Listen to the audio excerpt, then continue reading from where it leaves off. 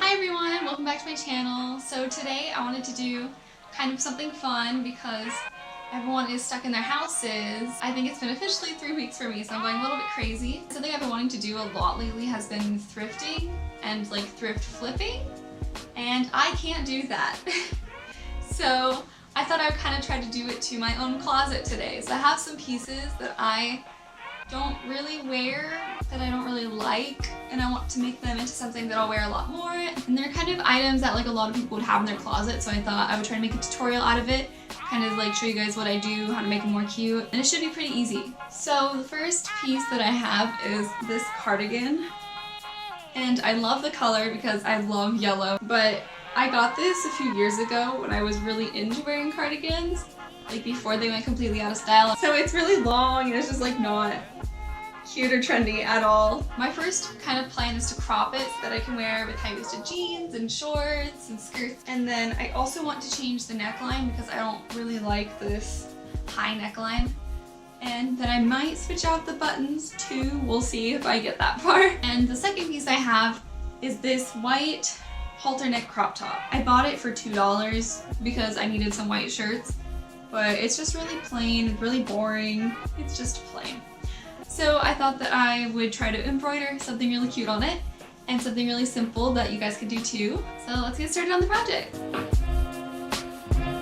So the first thing I wanted to do was crop the sweater. So I took a safety pin and marked where I wanted the new hem to be.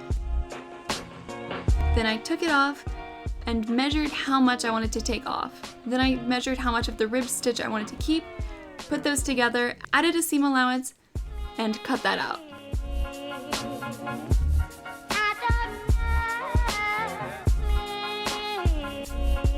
I kept about a ½ an inch around the button placket so we could get a nice finished edge when we're sewing it.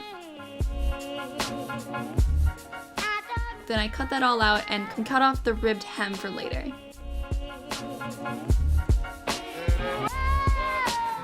And it's important to keep about a ½ an inch overlay so that when we sew that down later we can also get a nice finished edge. So then I went ahead and pinned that all the way around.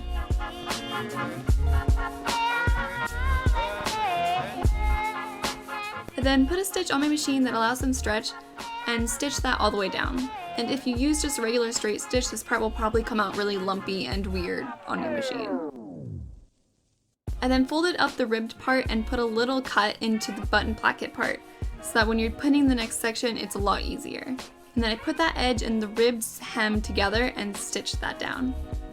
And for this part, you can use a regular straight stitch and it'll be fine.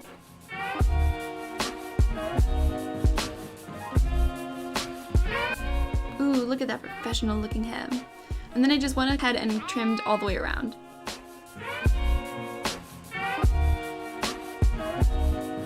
And then I tried it on and really liked the length, so I kept going with it. The next thing I wanted to tackle was the neckline. I took my water-soluble pencil and marked where I wanted the new neckline to be. I then took it off and cut the edging at the corners because we wanted the button placket to flow directly into the neckline. And then I just cut out where I wanted the new neckline to be. And then I folded the edgings together and stitched them. And then I folded those over and pinned them to the new neckline and stitched them all the way down.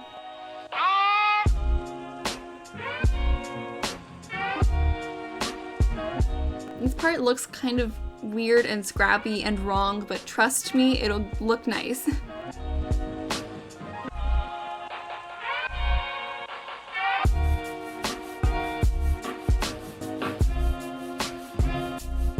The next thing I wanted to do was switch out the buttons for these cute pearls. So then I laid them out and decided where I wanted the new ones to go, except for this one little one who just was being a little bugger and wouldn't stay in his place.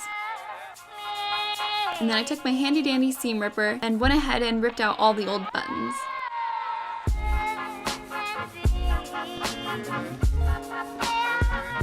And saved them in my button bag for a different project because we reuse in this household. I then took some white thread and a needle to stitch on the pearls. And I used white thread so that it would match the color of the pearls. And then I just stitched them on normally. However, because I'm using beads and not buttons, they don't quite work the same way and kind of sink into the fabric. So it's really important that after you stitch them on, you kind of wrap the thread around it. I did it about 5 times and then stitched back into the hole. This is to make the bead act more like a button, and it makes it stick out more and makes it a lot more usable with a buttonhole.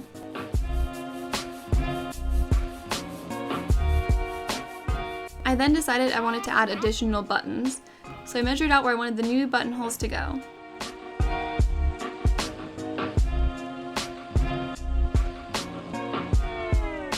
And then took my buttonhole foot, and it has this slidey part, and that's where I put the pearl in so it knows what size to make it. And then switched down my foot. It's really important that you put down this little plastic part and it goes in between those little sides. And for some reason I always forget to do that, but it's super important. And then I put my machine on the buttonhole setting and let my machine do its thing.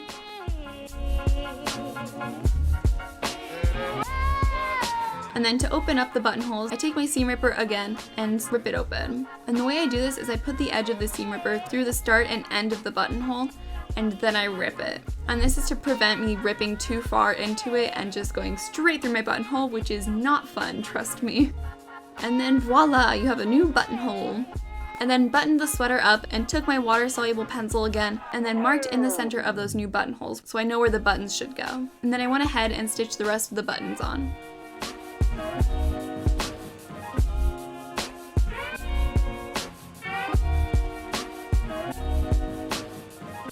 One of my doggos also decided to pay me a little visit, so had to include that.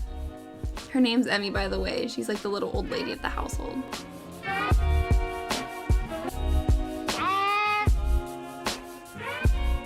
And then after you stitch those on, it's all done! Yay! So all in all, this sweater took me only a few hours to do, and I'm so happy with how it turned out. It's easily one of my favorites in my closet now.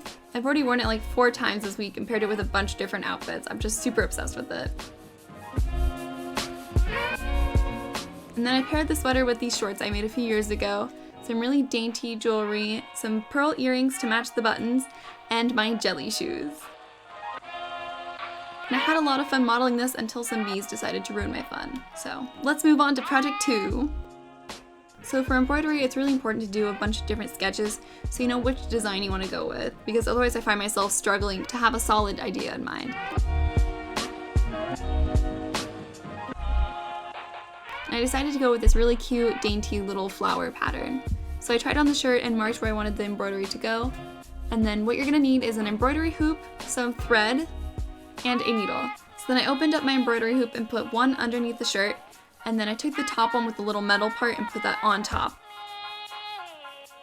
And then I twisted the little metal part to secure the fabric in place. And then took my green thread. So embroidery thread comes with 6 strands. And so you want to split those strands into 3 when you're doing embroidery. It makes it a lot thinner and easier to work with. And then I just tied a knot in the end and went to work. And so for the stem, I just did a regular straight stitch. But for the leaves, I did a chain stitch. And so basically you make 2 stitches very close to each other and make a loop out of those. And then at the peak of the little loop, you just put 2 little stitches at the top to hold it in place. And so I used that stitch a lot when I was making this embroidery. And then took my next thread and did another kind of chain stitch. And then I filled in the center of the flower with a bunch of other little stitches.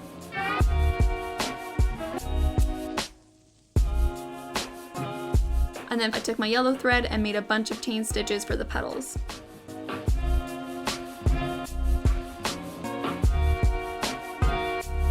And then it's all done, that's it.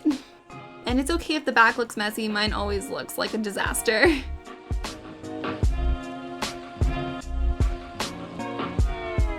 This embroidery all in all took me only about an hour to do, and it was really fun. I just watched some TV while I was doing it, and it's really relaxing, so highly recommend in days of quarantine. And it's really little, but I feel like it adds a lot to this shirt.